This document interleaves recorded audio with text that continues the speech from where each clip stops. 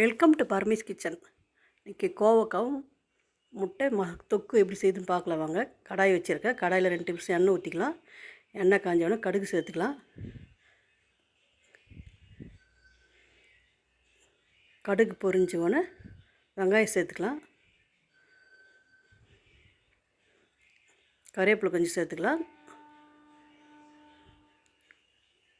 கோவக்காய் பொரியல், கோவக்காய் காரக்குழம்பு, நம்ம மசாலாலாம் செய்துட்டு இதில் வந்து முட்டை நம்ம உடச்சி ஊற்றி மசாலா செய்தோம்னா தொக்கு மாதிரி செய்து நல்லாயிருக்கும். பொடிசாக கட் பண்ணிக்கலாம் கோவக்காவை. வெங்காயம் கூட பூண்டு சேர்த்துக்கலாம். வெங்காயம் பூண்டு நல்லா வதங்கின பிறகு தக்காளி 2 தக்காளி சேர்த்துக்கலாம்.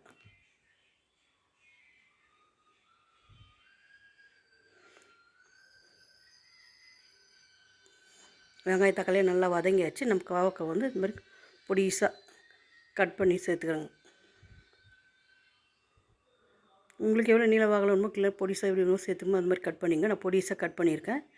கோவக்காய் நல்லா சேர்த்து நல்லா வதக்கிக்கலாம். நல்லா வதங்கின பிறகு மஞ்சத்தூள் 1/2 ஸ்பூன்,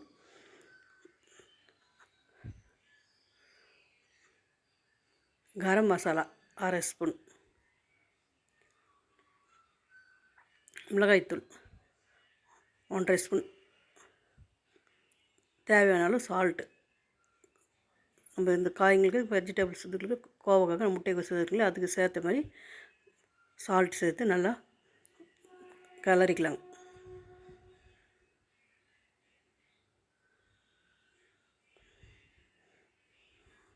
கோவக்காய் நல்லா அந்த தண்ணி இதில் வெண்ணிலே வந்துடும். மேல் தோல் மட்டும்தான் கொஞ்சம் ஆடாக இருக்கும். கொஞ்சம் தண்ணி ஊற்றி நம்ம கொஞ்சமாக தண்ணி ஊற்றி வேக வச்சுக்கலாம்.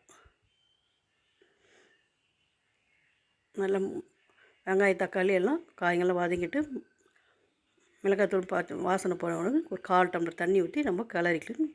ஒரு 2 நிமிஷம் சிம்மில் வச்சு மூடி வைக்கலாம்.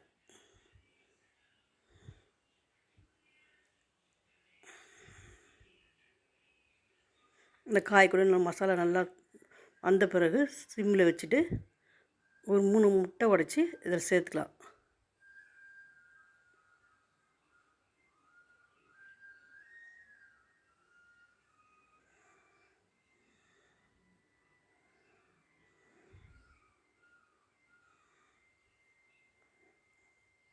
மிளகுத்தூள் 1/2 ஸ்பூன் சேர்த்துக்கலாம்.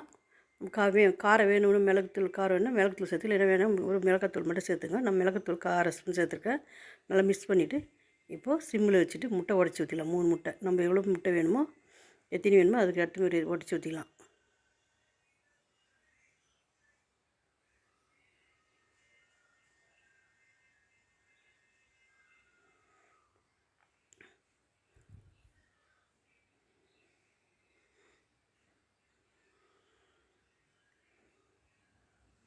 கோவக்காய் துவையல் செய்யலாம். கோவக்காய் சட்னி செய்யலாம். பொரியல், சாம்பாருக்கு எல்லாம் நல்லாயிருக்கும். ஹெல்த்தியானது கூட. குழந்தை சாப்பிடலாம் இது மாதிரி செய்து கொடுத்தீங்கன்னா விரும்பி சாப்பிடுவாங்க. முட்டை சேர்த்து ஒரு முட்டை உடச்சி ஊற்றி சிம்மில் வச்சு ஒரு 2 நிமிஷம் சிம்மிலே வச்சு நம்ம மூடி வைக்கலாம். நம்ம கிளறாத முட்டை வச்சோம்னா நல்லா முட்டை வெந்துடும்.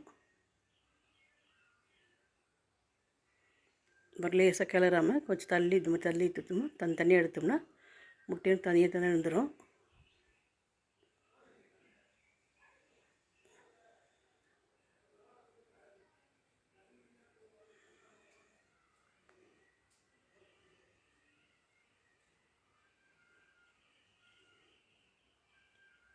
கொத்தமல்லி சேர்த்து இறக்கலாங்க. கோவக்காய் முட்டை தொக்கு.